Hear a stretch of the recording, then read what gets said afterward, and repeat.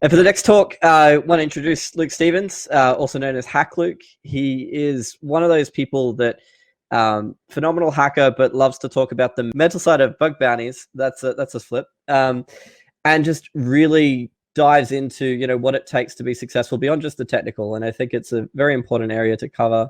And this talk, he's going to cover zero to hero, how to crush bounties in your first 12 months. What are the things you want to know if you're just starting out? How can I go from where I am now with 0 points, 0 bugs, and no bug bounty experience to a successful bug bounty hunter in 12 months or less? That's what I asked myself when I started doing bug bounties.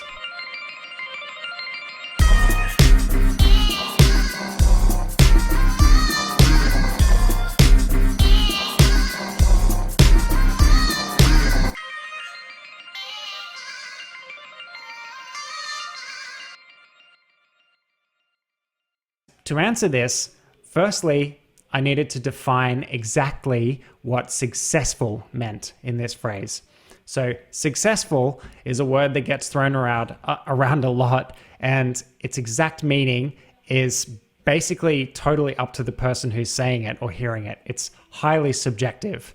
So I decided that being a successful bug bounty hunter to me meant that I would be paid enough to replace a full-time salary.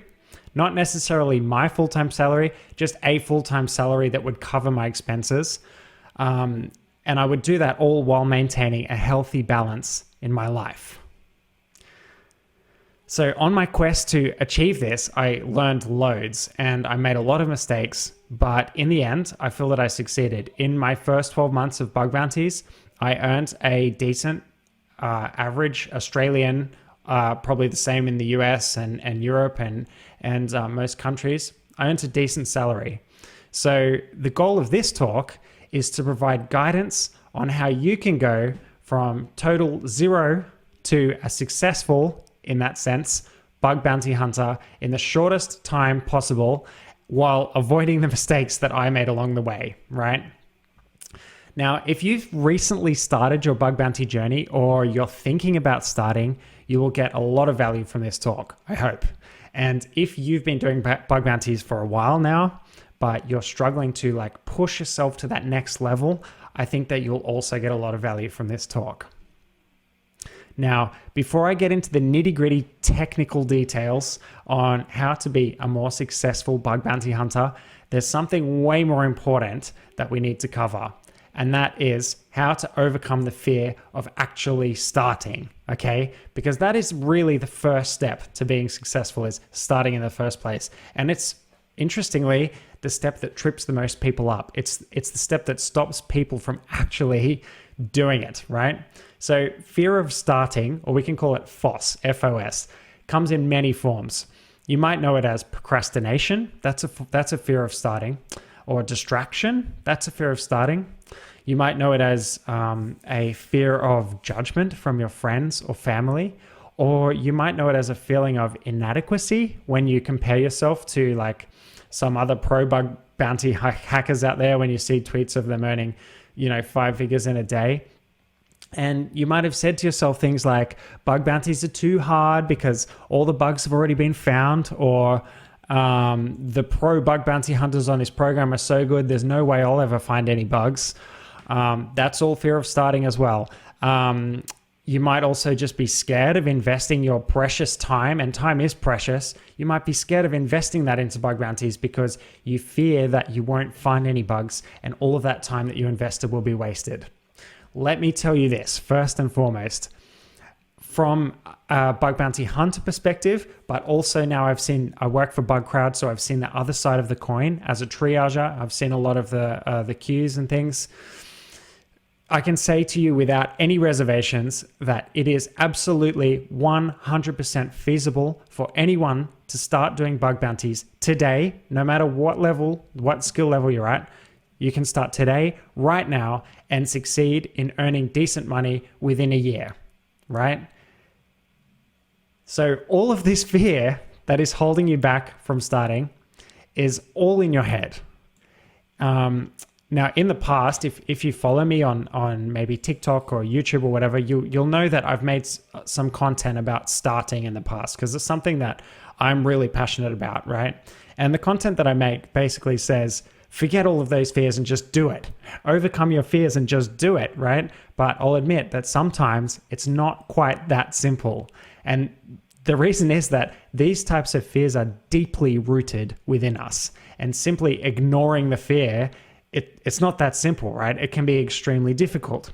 Now, it's important to remember that your brain, your primary decision maker, doesn't care whether you're successful in bug bounties at all. Your brain is just the result of millions of years of evolution, and its predominant purpose is to help you to survive.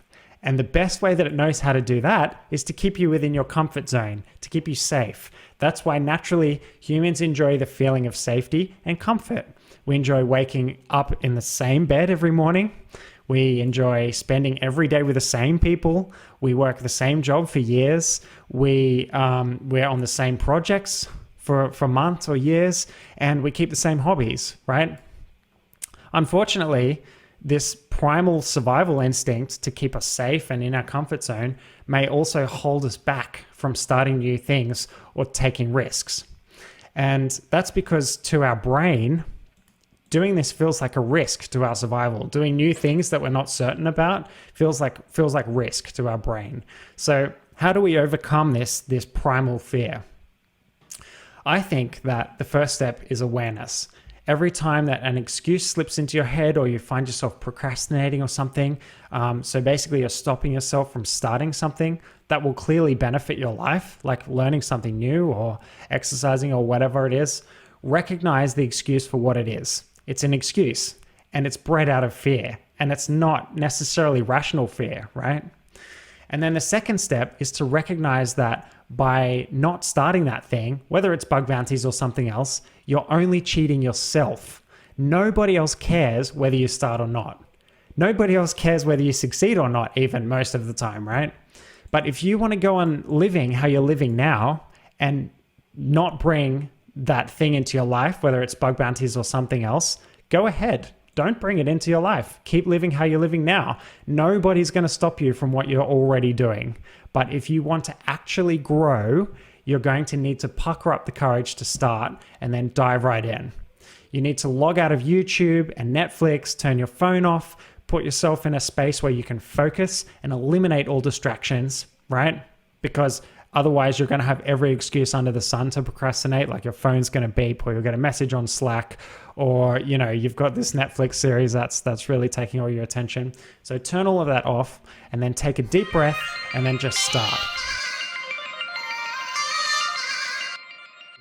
That's enough pep talking. Hopefully by now you are convinced to take action to actually start, right?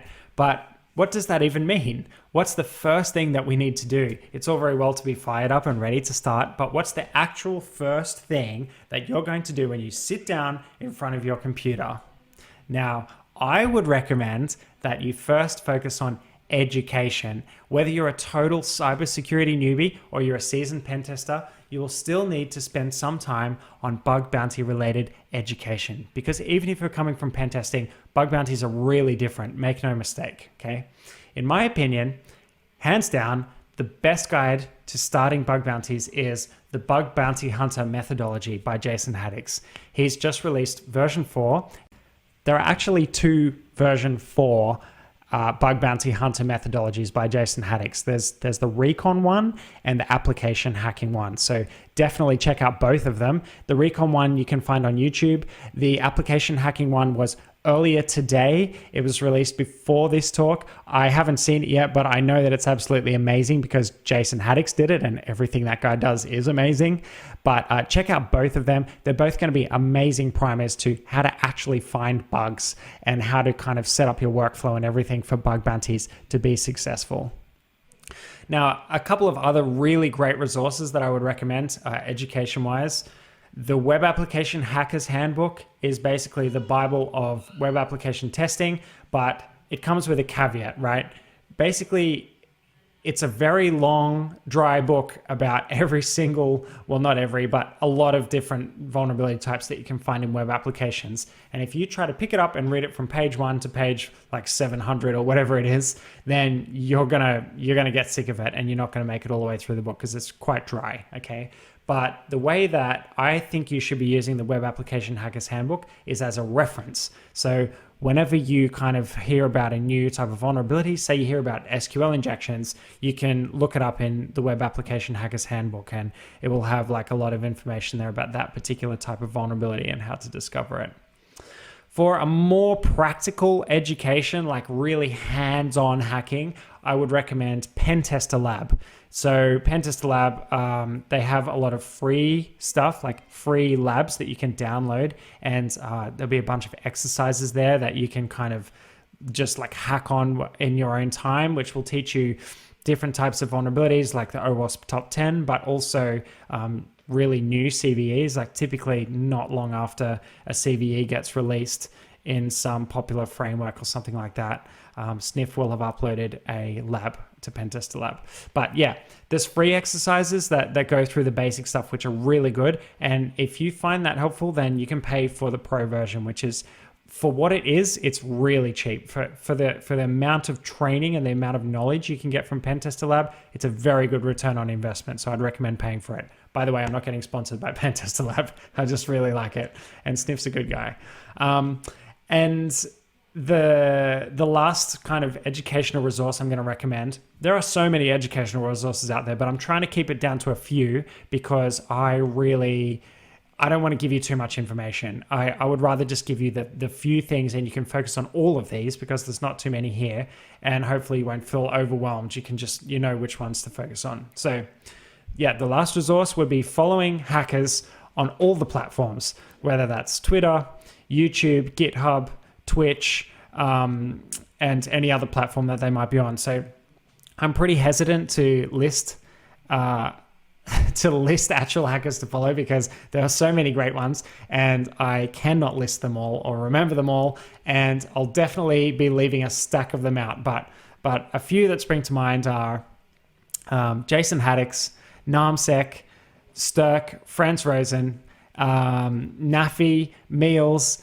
ZLZ, Insider PhD, Albino Wax, Mayonnaise, Codingo, Prodigy SML, Zed Shauno, Farah, Mr. Tux Razor, The Gentleman, Space Raccoon Sec, Obi Sam, Techno Geek, OX Patrick, Live Overflow, Ed Overflow, Rhino Today's New, Mert, 2 hours later. Europa, Gensec, Yawask, Doggy G, Fisher, Tom Nom Nom. The list goes on, right? You can see why I didn't want to list them all, but I ended up listing quite a few. Just anyone who is either very successful at bounties or releasing good content about bounties, or both. If you're looking for a really great list of people to follow, you can go to my Twitter profile, which is twitter.com/hackluke, which you can see there. And you can just like go to like who I'm following and just go follow all of those people, because there's a bunch of great people there. Yeah, so if you're following these people, you're literally surrounding yourself with greatness. You're surrounding yourself with the things that you want to achieve. And not only is this good motivation, it's also good in a very practical sense, because every time they share something bug bounty related, you have the opportunity to learn from it. So the next thing that will put you on the right path to bug bounty success is consistency and habits. And that's the next thing that I want to talk about. So just for a quick analogy, because I love a good analogy, let's say that there are two identical twins who are both extremely unfit, right? And they both decide that they're going to get fit. So the first one decides that they're going to do 100 push-ups every day. And the second one decides that they're going to do 10 push-ups a day, 5 days a week. The question is, after 5 years, who is more likely to succeed in getting fit? Now, think about that carefully, right? It's going to divide people, I think. But I would be putting my money on the guy who is doing 10 push-ups a day, 5 days a week. The reason is that I don't think that 100 push-ups per day is a sustainable habit. The second twin chose a much more reasonable 10 push-ups per day and only 5 days a week. And this is a habit that is sustainable over the extreme long term, right? So let's say that the first twin, despite being extremely unfit, managed to do 100 push-ups on Monday. On Tuesday morning, he's going to be waking up with a very sore chest and likely won't do any push-ups on Tuesday. By Wednesday, he might be feeling a bit better and do another 100, but then the next 2 days he decides to take off because his muscles are too sore. And then Saturday, he does another 100, and then Sunday he takes off. So in total, the first twin has done 300 push-ups in the first week. But his fatal flaw is that he didn't build any habits because his push-up schedule was all over the place because his muscles were too sore. And because he didn't build a habit, in the following weeks, he kept forgetting to do push-ups on various days and eventually gave up on the idea altogether. On the other hand, the second twin woke up every morning and did 10 push-ups before doing anything else. Straight out of bed, did 10 push-ups. After a week or two, doing these push-ups became a habit and they became part of his lifestyle. So even though the first twin may have appeared to be the one that would succeed, and while he may have done more push-ups in the short term, the second twin continued with his schedule for 5 years because it became part of his lifestyle. Overall, of course, the second twin did way more push-ups than the first twin in the long term, right? The difference between the two was that the second twin knows the power of small incremental changes that are applied consistently. So bringing this back to bug bounties, okay, because we're getting too far into the push-up thing. I get a lot of people messaging me saying, I'm going to spend 10 hours a day, every day doing bug bounties and learning to hack. But what happens is they don't stick to it. And the whole hustle culture thing is to blame for this, right? People, people are just being like, hustle, hustle, hustle, grind, grind, grind. And, to a point, it's true, but you need to know the difference between, I think, like hustling, like actually doing work and wearing yourself into the ground, right? Someone who's decided they're going to do bug bounties for 10 hours a day or learn bug bounties for 10 hours a day or something, they crafted these goals when they were feeling extremely motivated. And I get it because this happens to me as well. When I'm really motivated, I set goals that are too high. But when the grind sets in, I realized that I was too ambitious. And then, you can't help but feel like you've failed, right? And it sets off this whole like negative spiral and you end up resenting bug bounties. So just trust me, it's better to set sustainable, realistic habits that can be applied over long stretches of time. And this is where the magic happens. This is where you really start to amass a huge trove of knowledge that you can apply to bounties. So when you're planning out your time or you're planning out your schedule or you're planning out like your learning habits for bug bounties or whatever you're doing, just set a little bit of time to do it every day. Don't set 10 hours per day as a goal. Maybe just set 1 hour or something that you feel that you can comfortably do consistently. The next thing that I wanted to talk about is automation. Now, I think it's fair to say that there are 2 streams of bug bounty hunters. One stream focuses more heavily on automation and scanning, and the other stream focuses more on deep diving. And if you look at the leaderboards on major bug bounty platforms, you'll see both types of hackers there. So you can do well either way. But if you're starting now, I recommend that you first build out your automation. And there are a couple of reasons for that. Firstly, even if you are more inclined to be a deep diver, and in other words, like you want to go very deeply into one specific application and find bugs in that, having excellent automation will allow you to more quickly and accurately determine where to focus your efforts. So it's all very well focusing on the main application, but maybe you could deep dive on some other application that your automation kind of found through its reconnaissance, and you'll have a lot more luck doing that. Secondly, a good automation system can earn money for you through bounties passively. Now, as I said at the start of this video, we are defining success as being able to earn a full-time salary without sacrificing our lifestyle. And the perfect way to do this is to generate passive income, right? Now, if all of your bugs are being found by you manually, then you're essentially trading time for money, similar to having a job, right? Which is fine. as long as you enjoy what you're doing, but it does limit your potential for growth. And if you want the income to be reliable and consistent, then you need to keep working and keep grinding every single day to earn those bounties that you're finding manually.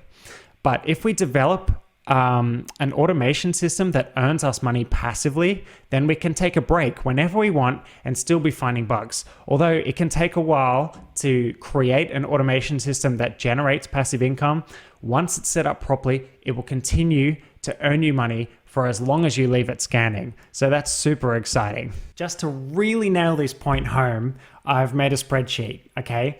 And keep in mind that the numbers on this spreadsheet are kind of a little bit guessy, like they're not necessarily accurate to you, but they're just numbers that I've chosen to demonstrate the point, okay? So on the left-hand column here, you can see that I've got the month, and this is from January 2020. It goes all the way down to December 2039. This is the hours spent, the column B. This is the hours spent on bounties every month. So this is basically an average. Because every month's different length, you have to kind of average it out. So in this case, what I've done is I've done 2 hours after work. So 2 hours, 5 days a week, 52 weeks a year, okay? And that rounds out to be 43 and a third hours per month, sorry. And then in column C, we can see the amount earned. Now, I've been quite generous here. I've said from day one, from the first month, you're gonna earn $10,000 a month, okay? Been very, very generous for the manual hacking here. And if we go all the way down, if we do that for 20 years, we don't take any breaks, we earn $10,000 a month every single month, or on average, we end up earning $2.4 million in 20 years, okay? So how does that compare to what we might earn doing automation? Well, let's find out. So we take the number of hours that we spent, and let's just assume that we can spend 10 hours coding something, and that will make us back on average $30 per month. So that's pretty doable, I think. If you think about it like this, you could spend 10 hours coding something, and then at some point in the next 10 months, you're going to get a $300 bounty back from that. I think that's pretty reasonable. So basically what we do, we've got to figure out the formula. So we want to get this number, the hours spent in that week, and divide it by 10. So now we've got units of 10 hours, and we times that by 30 because we're making $30 for every 10 hours, okay? So that means that we end up making $130 per month. Yes, but when we're doing automation, you have to remember that actually it's not just 130 for this month. That 43 hours that we spent coding this automation will serve us every single month for the next 20 years. All right.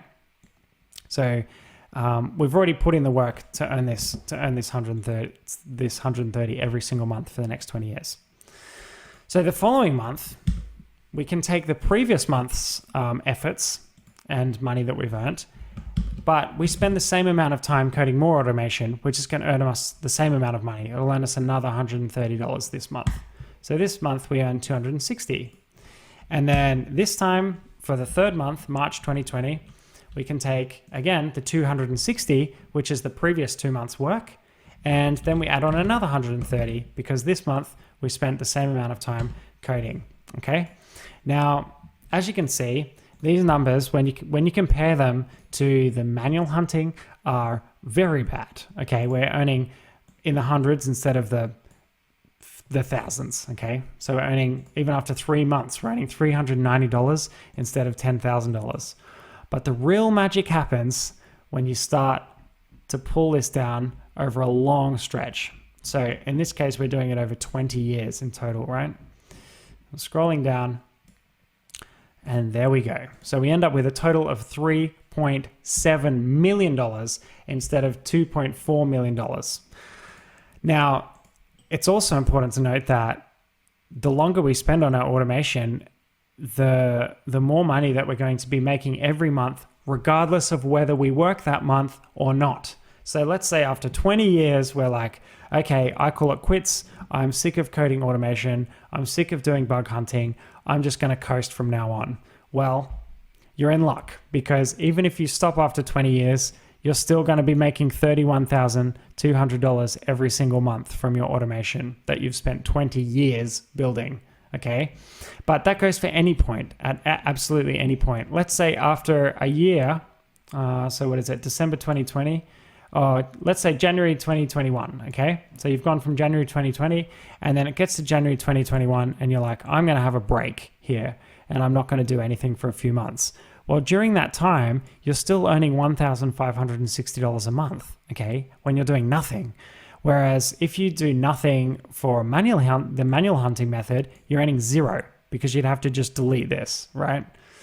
And that is the power of automation. Now, let me be very clear about those figures once again. They are flawed in many ways. I'll admit, okay? For example, you won't get $30 per month for every 10 hours you spend coding. Sometimes you might make more than that though, and sometimes you might make less. So I tried to kind of average it out. Also, you're unlikely to spend 20 years on bug bounties, okay? A lot of things are going to happen in your life in 20 years. Also, if you're earning $10,000 or $20,000 per month from bounties, you'd probably up the amount of time that you're spending on bounties and down the amount of time you're spending on like maybe your day job or whatever. So, the figures would kind of adjust to spending depending on how many hours you're spending doing bounties as well. And also from the manual hacking side, you're very, very unlikely to be earning $10,000 per month from the first month, okay? But as you gain more experience, it's actually possibly doable on average to earn $10,000 per month. There are a lot of people that are actually doing that now. But the point I'm trying to make basically from a financial standpoint is that passive income is super, super powerful. And automation in bug bounties gives you the ability to bring passive income from bug bounties, which is just amazing. Now, just to hedge your bets and keep you motivated, I would recommend adopting an approach to bug bounties where you do both streams. I'd recommend splitting your time roughly in half and then spending half the time on automation, coding your bug bounty automation, and then the other half on manual hacking. That will make you a very well-rounded hacker who's taking full advantage of the whole bug bounty spectrum. And that is what I actually do myself. I hope that now you're convinced about the power of automation and you understand why I spend a lot of time on it. But the next question that I'm sure is in your head would be, what exactly do I automate? So I wanted to speak about that a bit. So firstly, you need to think about data storage. Before you think about anything else, think about data storage. You need an organized, scalable way to store all of the data that's captured by your automation. Now, I chose to do this in a relational database, but some people find that text files work for them, right? But you have to think about text files.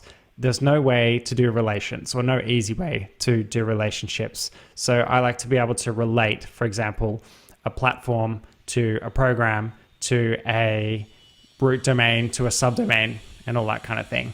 So it doesn't really matter, honestly, whether you choose like what kind of data storage that you choose, as long as it's organized and scalable and easily searchable. So another thing to consider here is what kind of data do you actually want to store? Do you want to just store subdomains, or do you want to do IP addresses, DNS records, HTTP responses, maybe, or like the HTML titles, maybe just that, or status codes, HTTP response status codes? What about port numbers? Basically, the more data that you capture, the more analysis you can do, but also the more storage that you'll need. So it's worth planning this out before you start.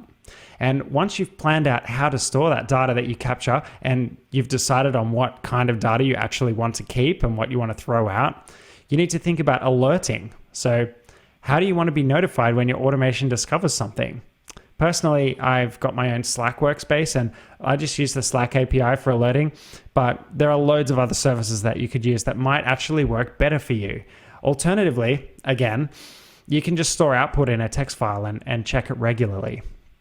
Now, when it comes to alerting, the other thing to think about is what you actually want to be notified about. So when I first set up my automation, I generated a Slack message for every time a subdomain got discovered. But of course, I ended up getting thousands and thousands of Slack messages every day, which leads to notification fatigue, right? And I would just end up ignoring all of the notifications, and I couldn't be bothered scrolling back through them to find anything that was useful. So there are a few ways around this, right, to solve this notification fatigue problem.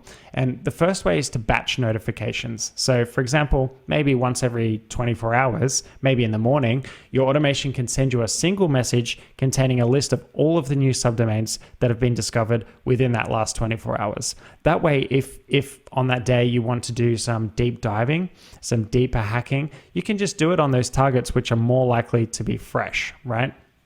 The second way is to heavily curate the notifications, heavily curate what you're actually notified about. So for example, you might want to limit your notifications to actual vulnerabilities that have been discovered and not any recon results.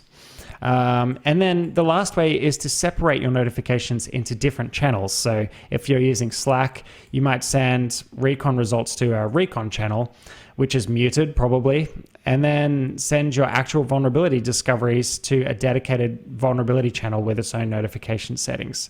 So you can get notified of vulnerabilities, and then if you want to check the latest recon results, you can just go to that channel manually. Now, yeah, that's what I do. So now you've sorted out your storage schema, you need to start thinking about gathering your results. So I would recommend starting this process by automating your recon. And there are a few ways to do this.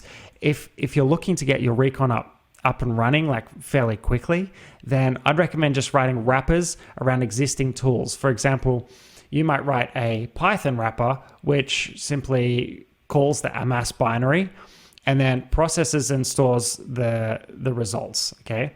So you could then write a separate Python wrapper for all the other subdomain enumeration tools like Subfinder, Asset Finder, or maybe like calling some API that produces similar results.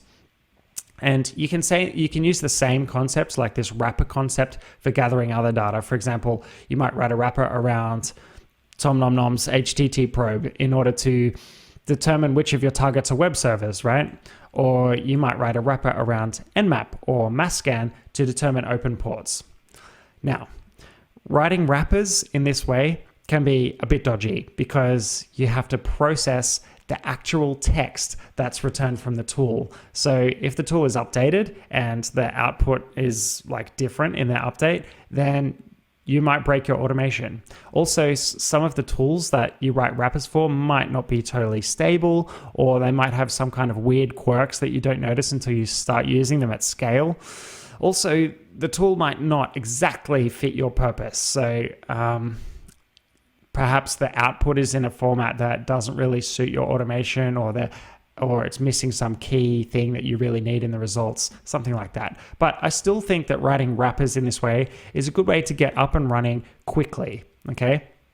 The alternative, of course, is to build out your own tools and script all of your own stuff.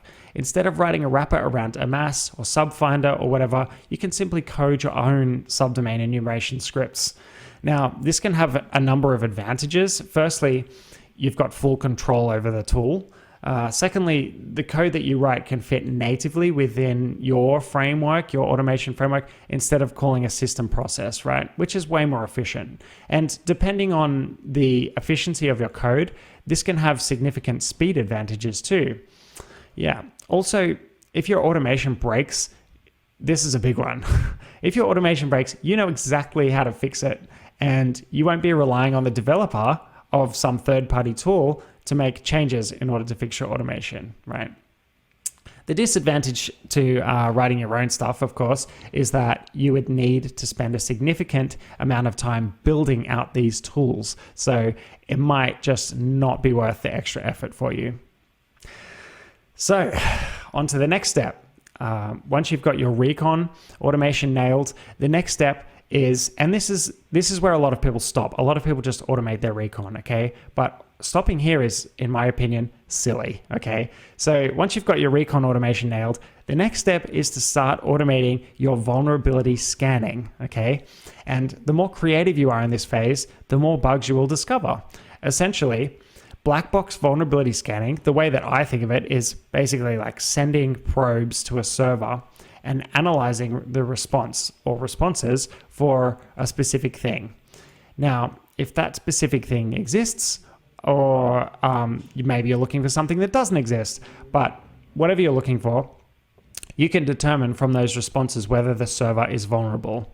And the best tool that I've seen so far that does this is Nuclei from Project Discovery. I won't go into that in too much depth here, but if you want to learn more about it, you can just Google Nuclei Project Discovery, yeah? And you'll find it. I'd highly recommend checking this tool out, along with the templates that are in the same GitHub account. So there's like a Nuclei templates repository and then just a standard Nuclei repository. But you should keep in mind that if you're only relying on Nuclei templates that are in that repository, then literally you are actually scanning for the same things that everyone else is scanning for who is using Nuclei.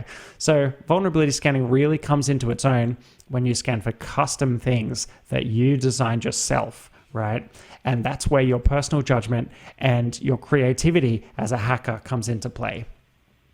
Now, one of the biggest problems that I initially faced when I was kind of building up my automation was being able to scale out to a massive attack surface and still scan everything within a reasonable amount of time. In other words, being able to scan the entire bug bounty space frequently. So for example, let's say that you need to scan 3.5 million hosts, right?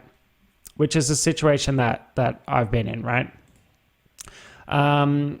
So if you scan 3.5 million hosts, and let's say you're doing a check for a particular vulnerability and it takes about 5 seconds, okay? Maybe you need to make 2 or 3 HTTP requests. So on average, it will take 5 seconds to come back to you. In this case, if you're just using one scanner and it's single threaded, it will take about 200 days, yeah?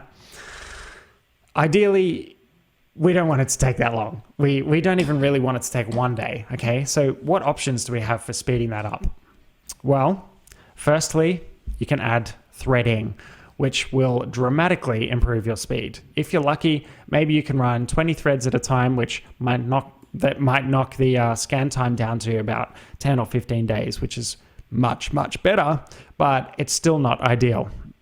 So firstly, that's just too long to wait, but also it would require a system with more resources. And eventually, if you keep adding threads, you're going to run out of resources and it just gets too crazy. So if you tried to do those tasks in 1 day, even if you had quite a powerful VPS setup or something like that, chances are you're not going to be able to do it, right? So ultimately, to progress further than this, you're going to need to scale out using multiple systems. And there are loads of options for doing something like this. Honestly, I haven't experimented with most of them. I have one that works for me, but I haven't experimented with most of them. So I won't go into this too much, but some things that you can check out are Kubernetes. Message brokers like Redis and RabbitMQ are really good, but also there's one that's really up and coming at the moment, and that is Axiom by a great hacker called Pryok, which is PRY0CC. So if you search Axiom, Pryok, GitHub, something like that, you'll definitely find the tool. And it's really coming into its own. And the stuff that Pryok's doing with that is crazy. So I recommend checking that out. Anyway, once you've got all this sorted, you've got your recon, you've got your vulnerability scanning, you're scaling out with multiple systems, and you're able to scan like a very large amount of hosts in a single day, then you're going to have some great automation set up. And you can use that to generate passive bounty income and also to prioritize which targets that you want to deep dive. Okay, so even if you're a deep diving hacker, I'd recommend setting up your automation so that you're able to prioritize the targets that you're deep diving. Now I wanted to talk about something that I am super passionate about, and that is collaboration and community. So bug bounties are at this incredible point now where there's a really awesome, large, supportive community of people who are willing to share information and collaborate with one another. And I personally collaborated very heavily with Codingo and Prodigy SML or SML 555 when I was starting out. In fact, we developed our automation out together and it was super beneficial for all of us. We all learned a lot of stuff. And I would highly recommend collaboration. It's worked very, very well for me. However, there is a caveat. You need to make sure that your collaboration is mutually beneficial. And I did very well here, luckily. So I think it's super important to agree on the terms of your collaboration before you start. All parties that are involved with the collaboration need to be getting equal benefit from the collaboration, and you need to decide what that looks like from the start. Otherwise, it's just leeching, right? Meaning that it won't be a successful collaboration, and at least one person will feel used. So when you collaborate with someone, make sure that you're very upfront from the start about the terms of the collaboration. What will the split be if you make money? Who's responsible for doing what? How much information are you sharing with each other? These are all important things to consider. Now, I don't want to put a dampener on collaboration because it truly is something that's made me grow as a hacker immensely, but I have been very lucky with the people that I've collaborated with, and I've seen other people in collaborations where it's just fallen apart in a nasty way. So I think it's best to mitigate the risk of that happening.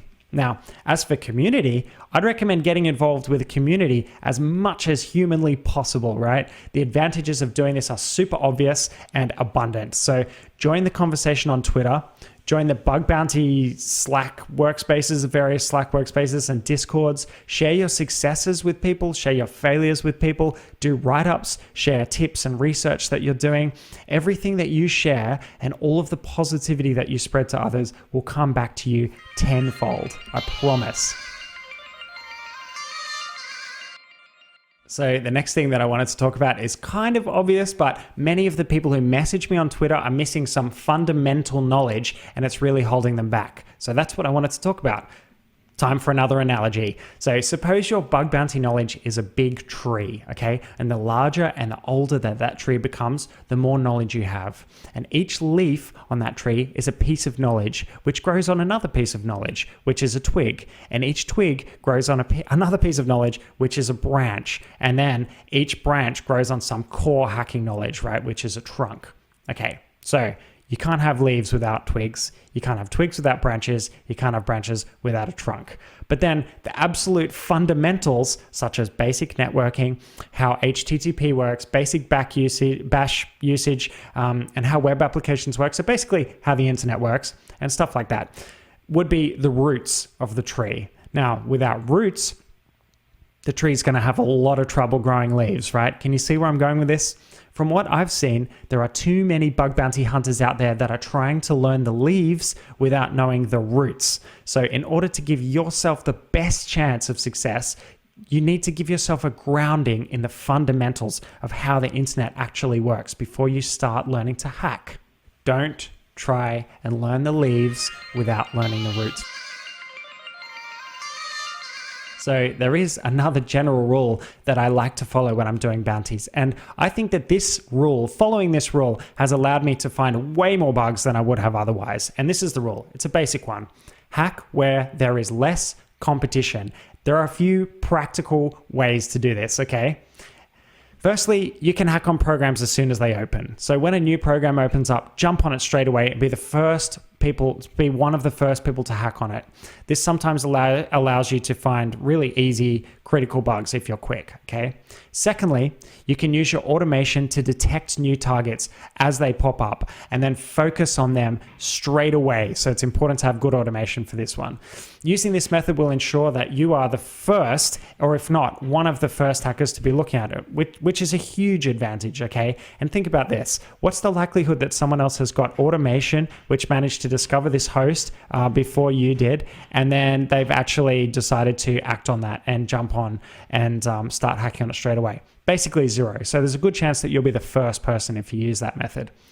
And thirdly, you can detect changes in your existing targets using your automation. So for example, if a DNS record changes on a subdomain, check that out because it might be pointing to a new website, it might be a subdomain takeover, or it might just have some new admin panel that's not supposed to be exposed externally, something like that. And if an application has a significant change, for example, if the HTTP response size is significantly different to the last time you saw it, or the HTML titles changed or something like that, check it out. Fourthly, you can run a web crawler such as Burp or Hackcrawler against an application regularly with the same settings every time, and then you'll be able to know if a new endpoint suddenly appears. And if a new endpoint appears, you got to check that out, right? Because you'll definitely be the first person checking that out. There's basically no one doing that as far as I know. Of course, there are loads of other ways that you can find targets with less competition, but hopefully that gives you some ideas to start. Remember, creativity is key. If you can think of more ways, implement those into your automation and start doing it. And we are almost out of time, but I saved the best thing for last, okay? So if you just take one thing from this whole talk, I hope that it's this. In order to be successful in bug bounties, you need to be super switched on and creative, which requires that you have a brain that is well nourished and awake. And this means that it's going to be way, way easier for you to succeed at bug bounties if you're eating good food and exercising regularly and sleeping enough, just generally looking after yourself. And I really want to encourage everyone to put their health before anything else. And the best thing is, this won't just make it easier to succeed at bounties, it will just help you in general to live a more fulfilling life. But staying inspired and excited about life and like being able to focus and discipline your time, like with bug bounties, it requires more than just being healthy, okay? Healthy is a baseline. You don't want to just be healthy. You want to be at your peak. And this requires constant personal growth. Now, I attribute a lot of my success, not just bounties, but everything, to the time and effort that I invest in improving myself by reading inspiring books, meditating, listening to podcasts, and just generally being creative and inspired in disciplines outside of computers, right? Personal growth is something that all humans, I think, naturally desire, but it's also something that many of us never fully embrace or bring into our lives. And since I have fully like embraced personal growth, I feel like my life is just booming since then, right? So I want to encourage everyone to embrace self-growth and bring that into their lives. I want to encourage all of you to be the best people that you can possibly be. And on that note, best of luck being the best human that you can be, and also good luck with all of your bug bounty endeavors. I know you're going to do great. And if you ever want to contact me or you want to hear more from me, you can follow me on Twitter or Instagram or YouTube, and I will be there. Now, it's been an absolute pleasure speaking at Level Up 7. I'm totally honored to be speaking alongside a bunch of other amazing people that I really look up to. So good luck, everyone. I wish you all the best, and thanks for watching my talk.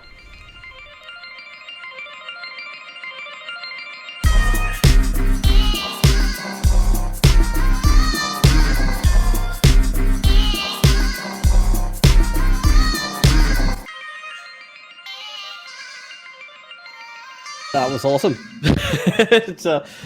Yeah, love the talk. There's just so many questions now that we have to work out where to start. So I guess off the top, one of the key things to kind of cover here: burnout.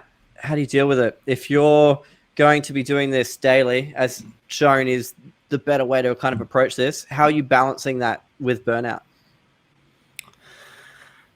Yeah, so this question gets asked so much, and to everyone. I think, like, if you watch like Namsek stream and things like that, Namsek asks it to everyone that comes on the stream.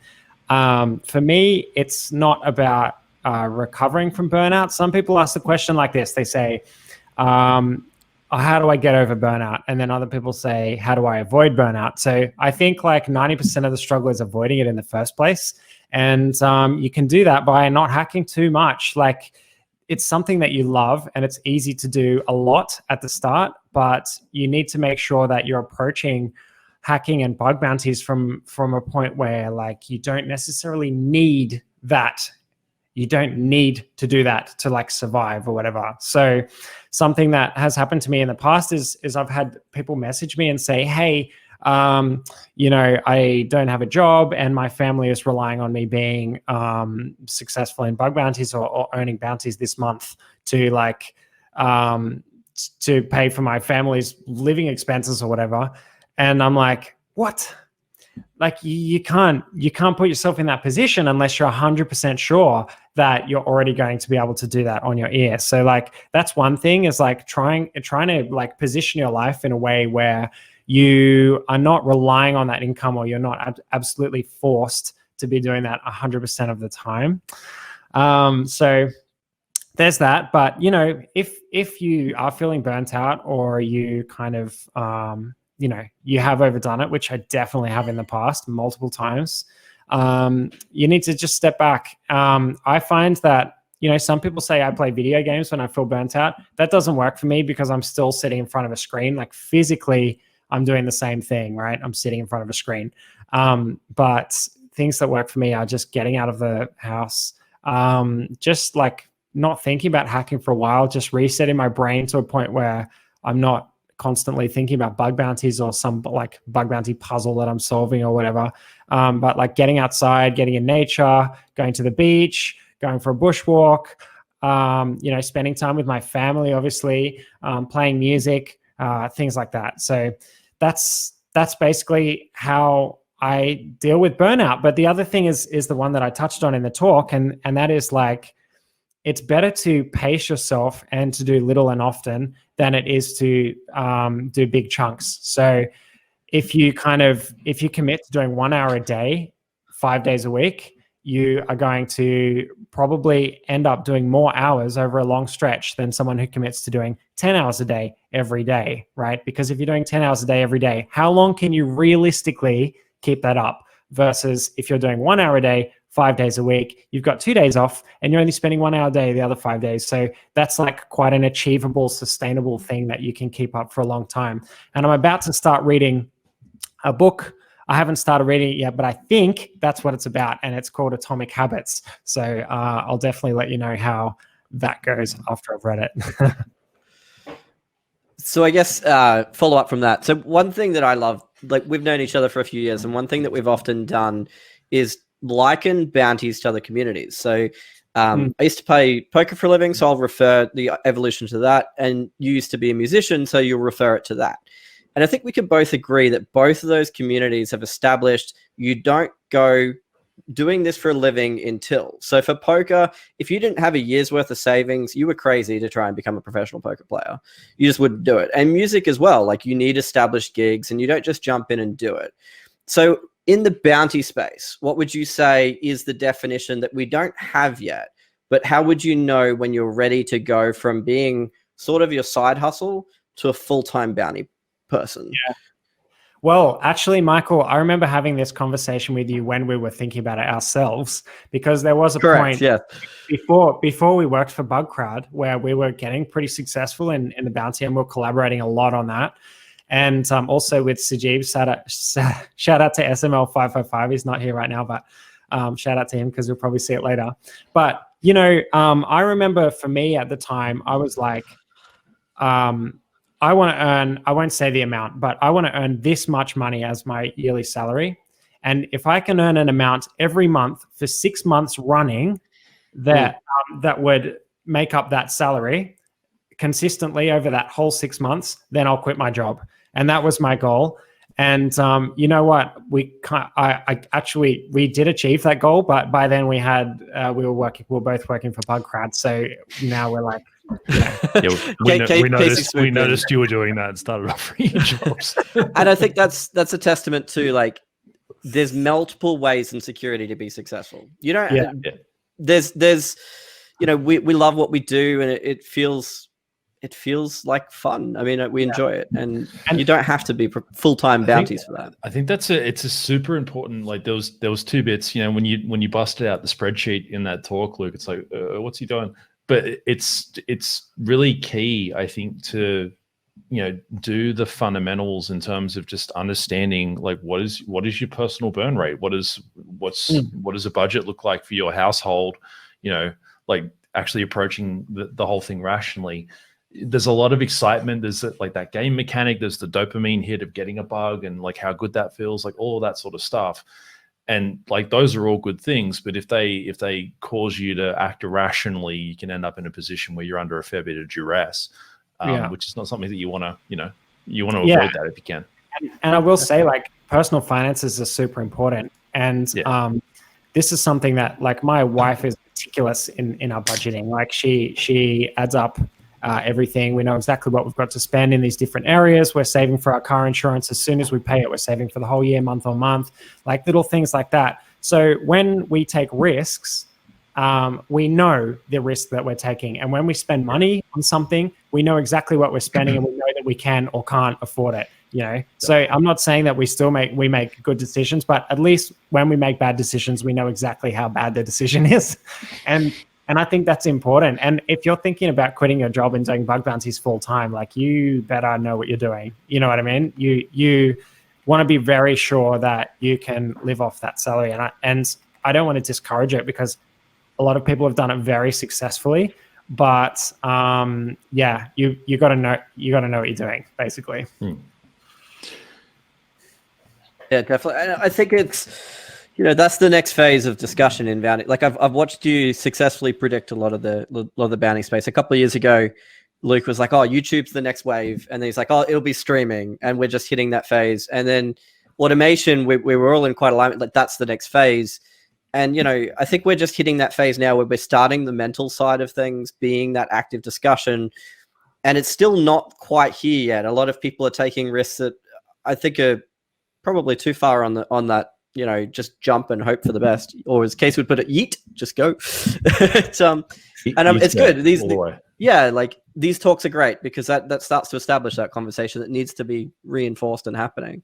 Well, I think, I'll just add to that before we go into another question as well. Just going off the last talk, like, when I stepped out of working full-time into full-time entrepreneurship, it wasn't just cut the whole thing off and jump in. Like, I'd built up the ability to do consulting work to basically backfill my income as I started to work on the riskier stuff. So it looks from the outside in as this, like, crazy, heroic, not very rational decision to jump into trying to do startups. But there's a lot of planning and a lot of thought that went into it, and I think that's part of why it's been successful.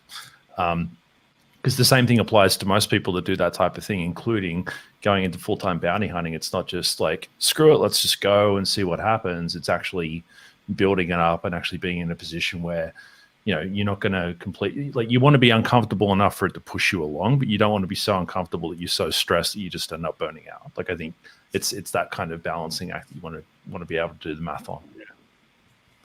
Yeah. So absolutely.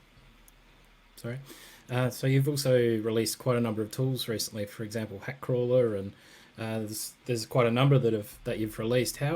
What sort of process would you use to maybe automate something like that, and how is the community actually assisted with the development of those tools? The community part of that, I think, is probably one of the more important things that we probably need to touch on as well.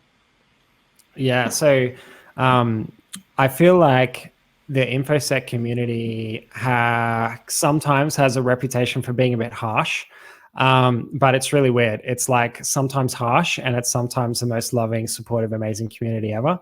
So it just depends on who you run into, I think. And,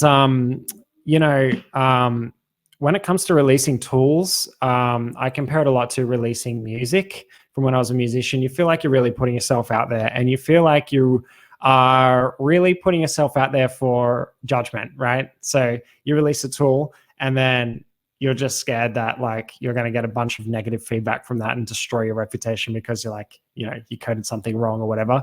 But it's all fair, that's just fair. And I think overcoming that and releasing tools is super important, and it helps the whole community to grow. So I've kind of gotten into the habit of, I realized that I'd written a lot of stuff for myself that wasn't necessarily what I considered to be release quality. And like, from working as a developer previously and working in, application security at banks and stuff, like, I had this kind of, this idea of something being production ready and release quality as being like absolute perfection.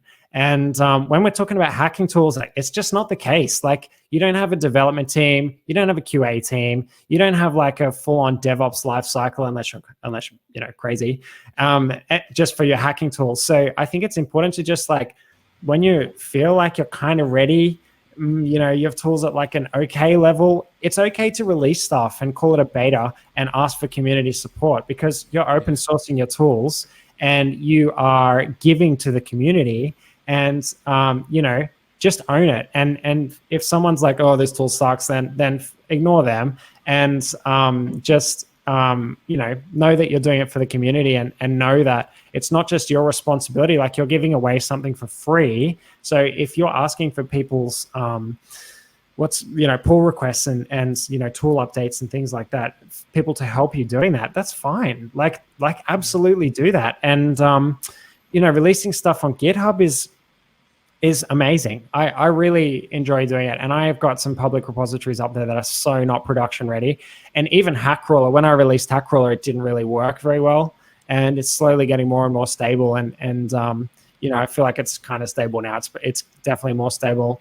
But there are still some features in there that I want to implement that still aren't there. And I'm kind of hoping someone else will do it, because I'm short on time.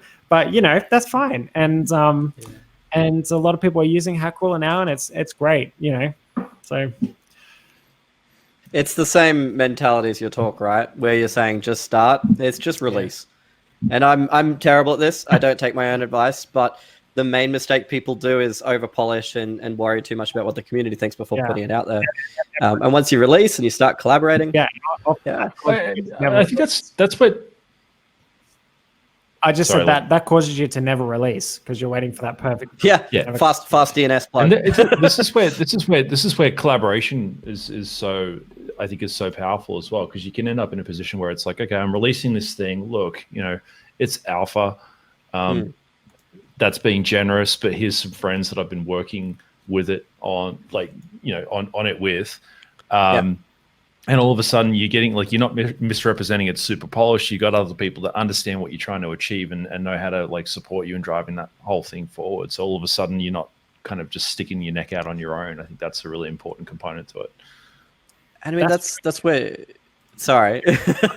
Like, when you look at a lot of the major, like, really kind of popular hacking tools that have come out recently, they're actually groups that are releasing them, and Project Discovery is one of those groups. They took Subfinder, which was already an existing tool that actually Kaninga was part of, and they kind of revamped it and re-released it. And it was the same with a lot of the tools that they're doing, but it's a group. So if you're working as a group, I suppose you have less fear about your own reputation and things like that. It's more of a collaborative effort. Yeah. And I think to click on there too, I mean, you don't have to be a security professional to get involved. Like, Subfinder, originally it was Iceman and myself, and then Kent Gruber joined the project and just brought this professionalism to it from his development background that really took it to that next height. And I think that's often the case, that you can put it out there with, your intention behind it, and someone will see a better way of approaching it. And if you can work together, it becomes a really powerful thing. Yeah, definitely. Definitely. Same thing happened with Hackcrawler when I released it. There are like 3 or 4 pull requests that basically, like, revamped the whole tool, put more features in, changed the code up. And, people message me sometimes and they're like, thanks for Hackcrawler. And I say, don't just thank me. There's like 10 contributors, that have gone into that. So it's, agreed. Yeah. Someone asked, is Akamai subdomain takeover possible? I don't think it is, but I could be wrong. Subdomain takeovers are one of those things where, like, even that repository that's up, that's like, what's it called? Can I take over XYZ? Can I take over? Yeah. I'll touch base on, like, I'm one of the main contributors with Ed Overflow. It's reached a stage where, like, I can't contribute anymore because I work in a triage team, so it's the wrong thing for me to do. And Ed Overflow has broader visions for the project that means that one doesn't move as much. So I think there's an important lesson there, that if you just use that as your reference point, you're missing so much. And one of the most valuable things that Luke, Sajib, and I did about a year ago is we flew Sajib up, we got into Luke's apartment, and we just mapped out every single service we could, and then started testing in a spreadsheet. And that kind of research is what leads you to new findings and new areas, because if you're doing that and 90% of people are using the can I take over list, 90% of people are missing things that you're going to find, or some of them are flat out wrong these days because the state has changed. Yeah. So actually, there's a tip in that. There's a hot hashtag bug bounty tip in that. So what we actually did was we got all of our recon data together, and then we got the C names of every domain, every subdomain, and then we checked all of those C names to find which ones were attached to services, and then we got a stack of subdomain takeovers on really, really obscure services that like we didn't know existed. So instead of starting from like, okay, what services exist, we actually had that data, and then we tried to take over them from there. So yeah, and to kind of touch it, like some of these were spun into entire programming projects. You don't just stop at, oh, I just know this, move to the next one. Some of them we were like, I think there's something there. And there's a project that Luke and Sajib did off the back of that for a service that just took them way down a rabbit hole to finding something that just paid incredible dividends because no one was looking at it the right way. And that's there's so much of that in the bounty space that you see, like even in our own Discord, some people going, oh, I just don't feel like there's anything to be found. I mean, we still see stuff popping up in public programs because the state changes or the knowledge changes. What we know today, we may not know tomorrow. I mean, there was a point where people didn't understand SQL injection, right? There's a point where people didn't understand XSS. And there's going to be new stuff that comes out, maybe not whole new vulnerabilities, but new ways of thinking that allows you to find things that people haven't seen before. absolutely. Yeah. So I have a question for you, Luke. How do you avoid forgetting to turn off your VPSs and running up your DigitalOcean bill to the point that it annuls any earning that you've made from anything ever? So there's two things there. The first thing is my automation never sleeps, so I never have any reason to turn a VPS off. That's a ROI. So earn more is your solution to that problem. Nice. Okay. You should be paying for your VPSs and then some, and if it's not, then turn it off. But there's that, and also check out Axiom, the project by Prioc, where you can start up DigitalOcean VPSs on a timer, so they just kill themselves after however long you set. So yeah, there's that. Nice. And also you can just spin them up, and then at the end of the month when you get the bill, you can remember that and then turn it off. Or you can get a whopping big cloud services bill because you forgot to turn stuff off. Been there. DigitalOcean's not so bad, but sometimes with AWS stuff, I just like, even when I get the bill, I'm like, I don't even know what that is. And then I have to like search through the console for an hour trying to find what I left on, you know?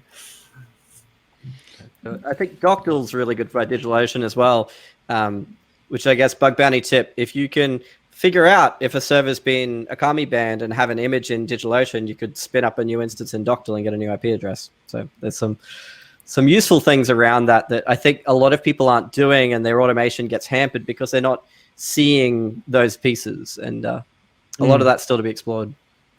Yeah, you could automate around this to like kind of like what you touched on. Like AWS and DigitalOcean both have really comprehensive APIs.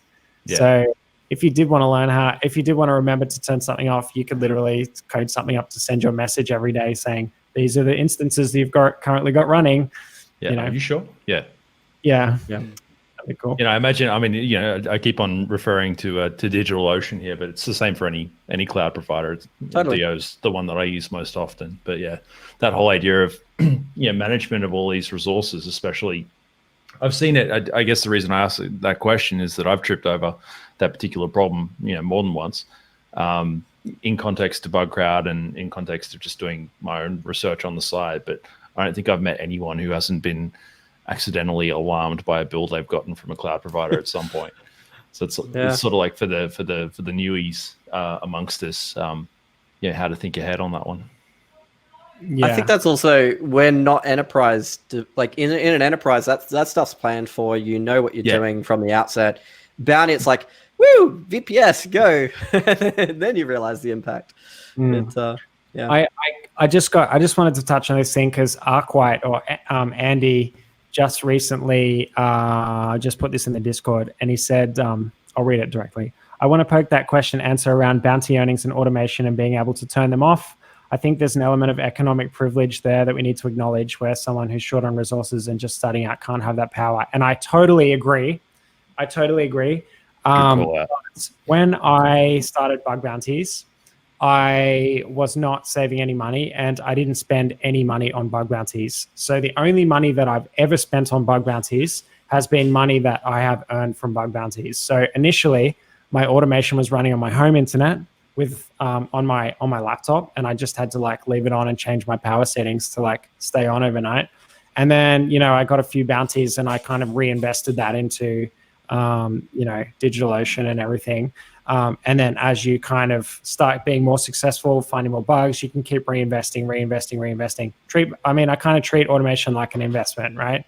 And the day that my automation stops earning as much as I'm paying for it, I would downscale that automation or just stop it entirely. And I totally acknowledge that, you know, economic privilege is definitely a thing. So I don't mean to come across that way, but yeah.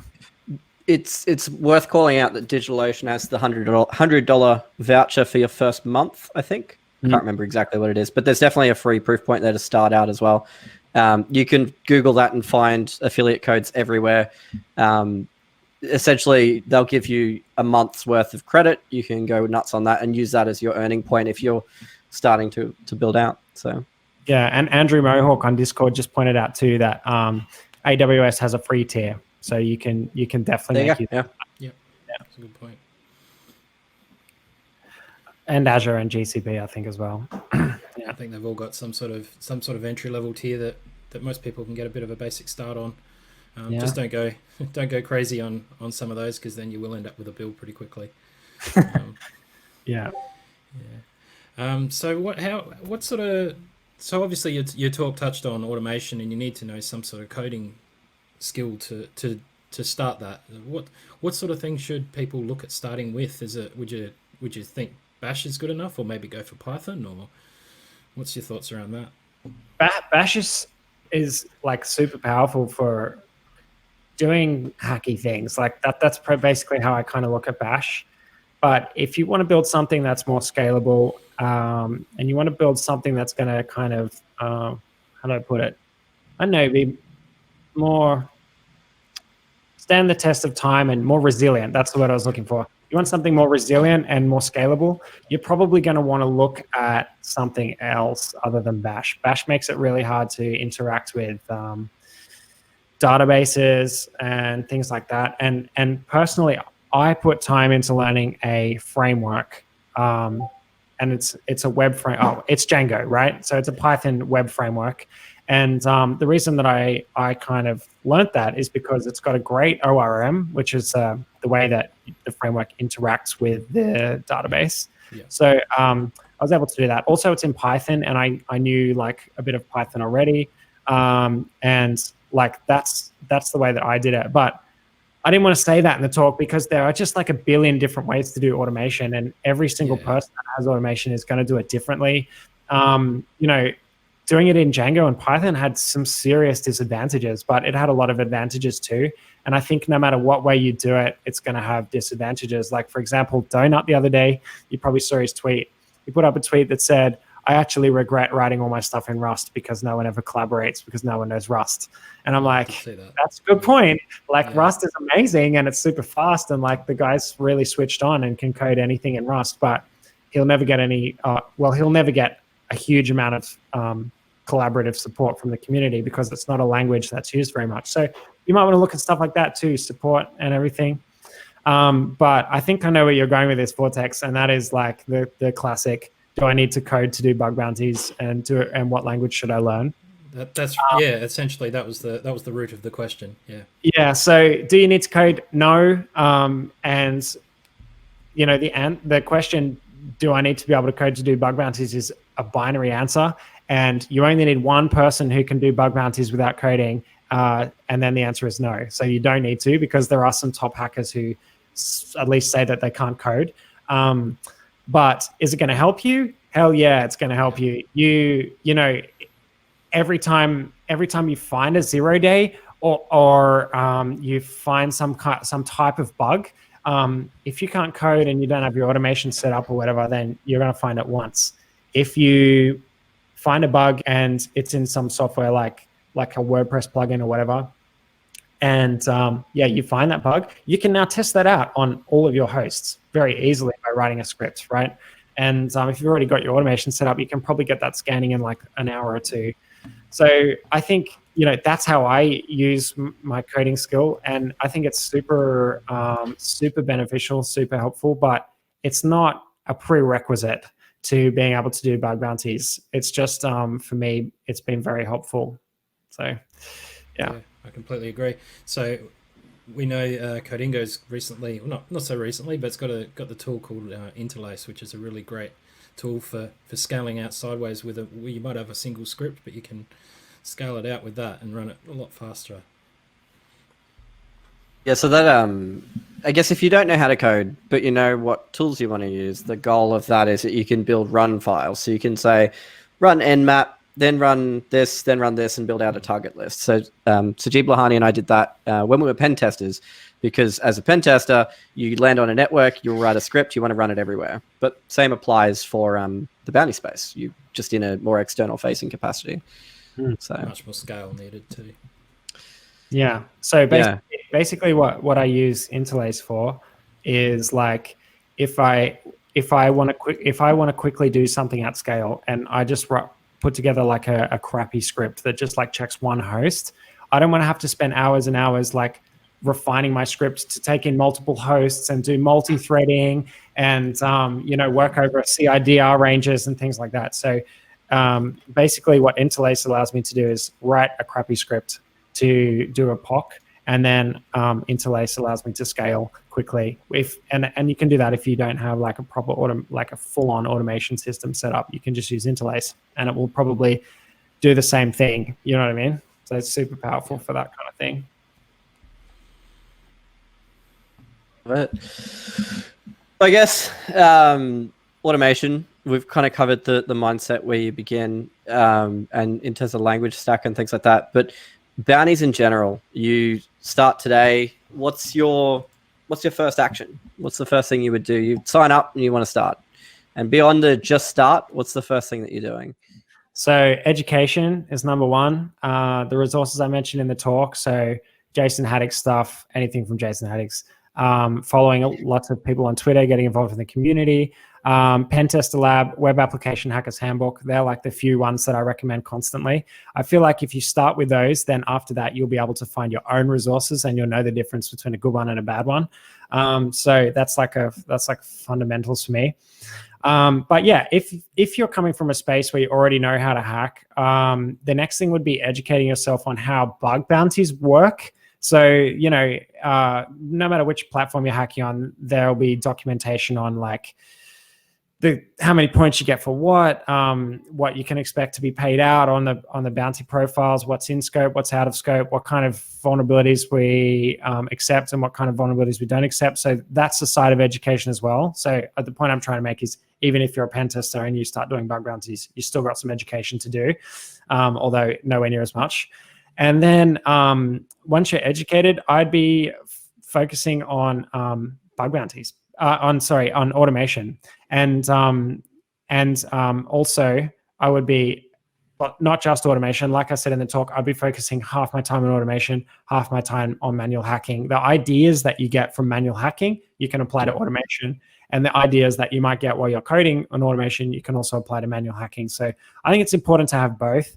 I know I pushed the automation thing a lot in my talk in terms of like generating passive income, but you really do need to do both, I think. And those big bucks, those big bounty payouts usually don't come from automation, right? So for automation, you tend to be scanning for things that are lower risk, and there tend to be a lot of people scanning for them. So it just depends. But I do want to make another point there too, and that is that when we're scanning for stuff using automation, it's easy to just be like, I want to find vulnerabilities and I send this probe and I receive this. And is it a vulnerability? Yes or no? Like, we're looking for binary stuff. But I think, I think a trend that's happening at the moment is that people are realizing that a lot of stuff can't be automated, but there are ways to hint at things that might be vulnerable that you can scan for in an automated way. So, for example, one thing that I've done in the past is pulled CVE results from Shodan, right? And each CVE has a CVSS score, and if you just add those CVSS scores up, you can get a like a decent idea of how vulnerable that machine might be or how old it is because it's running old versions of Apache or whatever. So you can kind of prioritize which host to hack on in that way. So, automation is not just about flat out finding vulnerabilities. It's also about being able to prioritize the host that you do your manual hacking with. And it's about being able to, find hints at vulnerabilities. So I don't know how to put it more succinctly than that, but there are not a whole lot of vulnerabilities that you can just scan for and get definite results for. So sometimes you need to be looking for hints and prioritizing targets to manually hack on, if that makes sense. Yeah, 100%. That is, I didn't think to put that trick out there. I'm kind of sad it's out now, but that is one of the key tricks that Luke and I used for identifying where to look. And the other thing, since we've given that up, I'm going to tip that. The best part of Luke's talk, I think, there was it's not just about monitoring vulnerabilities, it's about monitoring points of change. We put a lot of time into working out how do you identify that an asset has changed so you can look again, because a lot of people do state in time recon. They pick up a mass, they pick up Subfinder, they run all of their recon, and then they come back to it later. And a mass, we had Jeff Foley today, they've just added change tracking. That's really key, but doing it at a finer level than just new domains appearing and disappearing allows you to go test an asset that's changed. And that, such an underrated piece of your talk that I really wanted to kind of put a bit of a bold around, because I think it's really key to finding things that others are missing. Because if you're continuously monitoring it and others aren't, and they come along and they just start monitoring it, they're not going to look in the same place you are. Yeah. And here's something, here's a tip. This is something that I've been wanting to do for a while, but I've just haven't gotten around to it. So now someone's going to beat me to it. But anyway, that's okay. So one of the things that I recommend doing is endpoints on targets, right? So if you've got automation set up that crawls the target and finds endpoints. So for example, if you've got hack crawler running on all of your different subdomains, or it's some other crawler, whatever, you'll get a bunch of endpoints back. And when those endpoints change, it's a good time to look at that target and have a look at the new endpoints, right? Because if you're finding new endpoints, then that's new functionality that you can explore. And not many people are monitoring endpoints at the moment. So that means that you're going to be one of the few people that's going to see that change. And then you're going to be probably the only person that actually checks it out, right? Even though there are loads of bug bounty hunters. These are the kind of niches that you've got to be looking for when you're bug bounty hunting, right? And then another thing that Hackcrawler does is it dumps JavaScript files. Now, if you can get the URLs of all JavaScript files that are in use for a particular application, and then you can constantly monitor those JavaScript files for changes, like particularly like if that JavaScript file changes size, then you're basically getting back like functionality change in that application. And JavaScript files are such a treasure trove of like money, basically. They're a treasure trove of information about that application that you can use to exploit it. So if you're one of the first people to see that JavaScript file after it changes, there's a good chance that if there's a vulnerability there, you're going to be the first one to report it. So it's little niches like that. Like that's just one example. And I'm fine about giving this stuff away because there are just like a billion other niches that you can target and then that you can look at, and that's never going to stop. There's always going to be more things to look at and more things that people aren't doing, even if they've thought of it. Like implementing it as a whole other thing, right? So yeah, I find that the times that I've made money, like just trying to kind of generalize the whole process and the times that I've been successful, it's been when I've found a niche. And I've found this like one thing that I'm the only one that's doing that. So I'm the first one that sees it. I'm the first one that's able to like check it out. And that's not necessarily like a type of vulnerability or a 0 day or whatever. It's like finding a particular way to look at hosts or a particular way to scan hosts that nobody else is doing.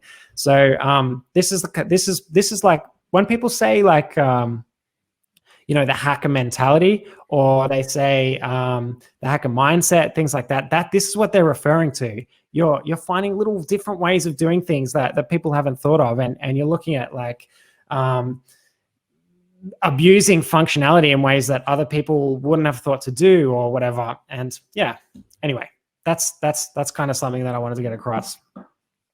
No, that's really powerful and super underrated too, because I think there's hunters that go wide. Like almost every hunter starts going wide across stuff and just looking everywhere for things, because part of what they're doing is learning in the process as well. But then as they do that, there's like the particular techniques that allow depth that plug into their skill set or their interest. And that's this continuously iterative thing, because, eventually you get bored of a particular technique or a particular kill chain or whatever else, or you get new input from going wide in such a way that it makes you, kind of diversify your skill set at that point in time. Like that whole kind of relationship between this very broad, like, I just want to hoover up information and learn stuff. And then, as we go along, it connects into this new part of interest that I can then engage and be effective with. That's a really important aspect of personal growth that I think doesn't get talked about a lot. Yeah. Well, it's also, we're early in the phase of recon. We're still at the point where everyone talks about it as if recon, fine, stop. Like we look at GitHub, right? Everyone's searching for credentials on GitHub, when one of the key things you can be doing is actually looking for endpoints that no one else is touching. And those credentials most of the time lack an impact and don't end up being a valid finding. But if you find endpoints, you can go and find things that others have never actually tested on. And it's funny to me, particularly jumping into triage, seeing all of these people doing a lot of work in GitHub, and they're going, oh, I found these credentials. They either have tested and found they're not valid, or they haven't tested and they're not valid, but not actually going to the point of looking for domains, new assets, or how does that, credential that I found tie into a bit broader impact. And that's where the real money is. That's where the most successful people are putting their effort, is to use recon as a tool, a wide coverage tool, but then to go really deep on what they're finding. Yeah, absolutely. Absolutely. And like this concept, I think applies. I mean, I'm sure CJE, you could probably attest to this more than I could, but I think it works in business too. Like you hear about the niche, everybody's got to find the niche. Like when you're talking about like, drop shipping bros, or like finding the next, cryptocurrency or whatever that's going to boom. I think like this is what everyone's trying to do. Everyone's trying to find that little thing that no one else has thought of yet. And bug bounties are no different. It's really interesting because bug bounties, you're working across a huge range of targets. The people working on it are from all different cultures, all different backgrounds, all different educations. They've had different mentors. Some people are coming at it from binary or mobile or web or whatever. And like, you've still got to find something that's unique. It's like hard, but that's in my opinion, that's where like bug bounties, that's where you become successful bounties, being creative. And I completely agree. Like I draw, so when I talk to entrepreneurs a lot as a founder, I draw parallels between offensive security and building a business all the time, because it's like fundamentally the same thing. You start from point A, you want to get to point B, you've got, a limited set of tools available at your disposal and a whole bunch of stuff trying to stop you. And your job is to create a path, which is no different to hacking a system at the end of the day, in terms of, what your brain's doing to kind of execute all that. Obviously what you're playing with and all those different things. And like there's a lot of difference to it, but like the fundamentals, I think are very much the same. So I think it's a very transferable skill set, really, when you think about it, when you can get into this idea of like, okay, I'm going to, be like relentlessly focused on the path, but approach it as continuous learning. I think the other bit that's important and just kind of logical to call out is that, like, for someone who's building a system, they're not thinking about XSS or injection or whatever else. They're thinking about making the system works with whatever has gone into that. Like you think about a connected car now, you've got QNX running on an ARM chip talking out the tire to a radio sensor to a thing that you've just driven past that's got an API with a mobile app, blah, blah, blah, blah, blah. There's all this convergent attack surface that goes into these systems.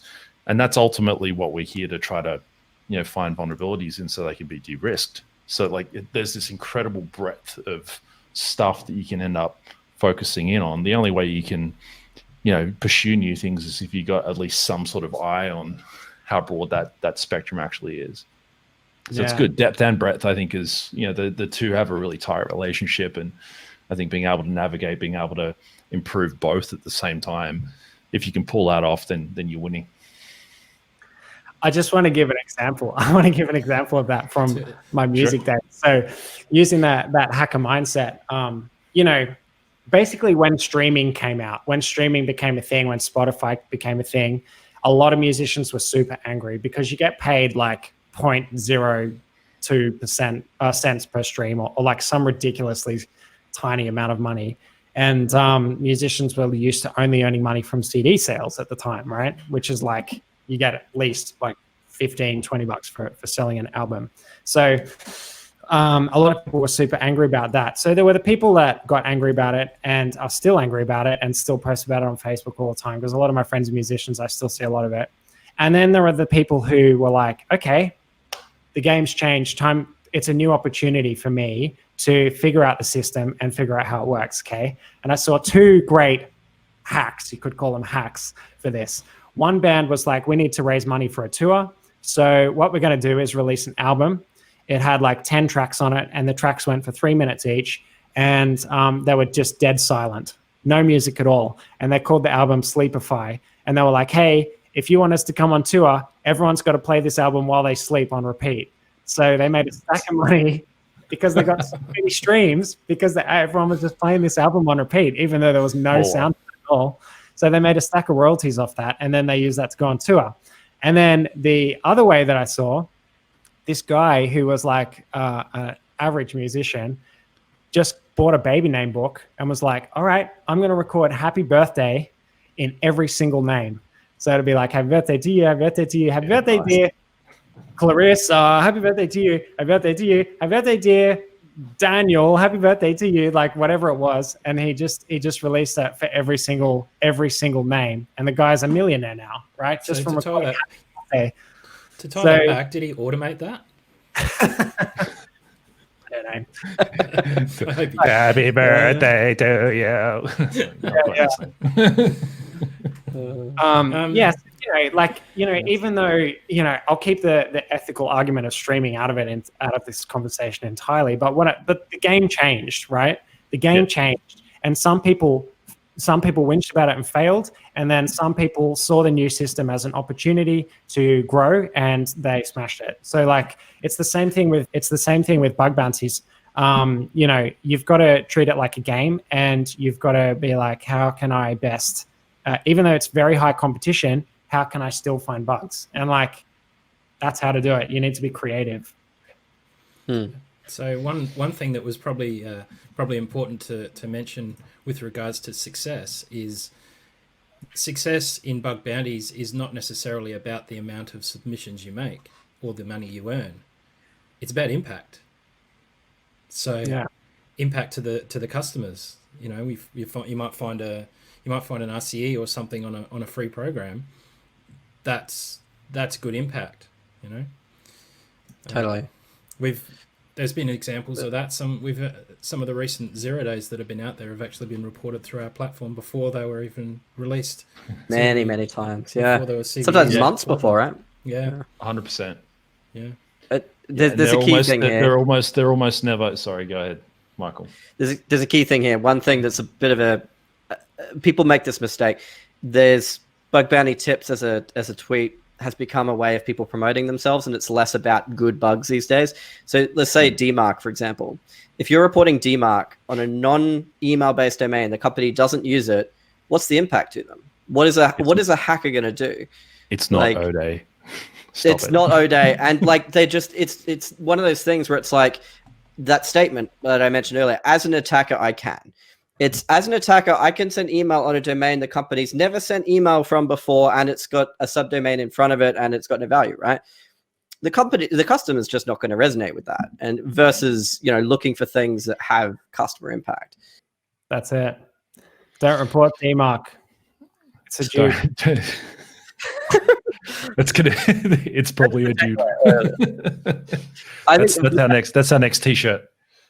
I think the lesson is, if you really are concerned and you don't want to dupe and you really want to do things, go to Pentester Labs, sign up, do the Essentials badge, learn how to go deep, and then use your newly acquired recon skills from like this talk on Bug Bounty Hunters methodology to find somewhere to go deep.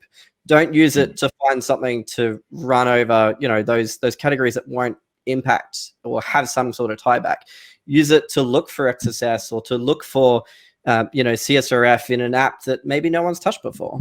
There you go. All right. Well, look, I think we're button up on time here. So thank you so much, Luke. That was baller. And Michael mentioned it in the intro. It's something that I've really enjoyed about having you in the scene, but having you as part of Bugcrowd as well is just the way that you unpack the mentality and really focus on that.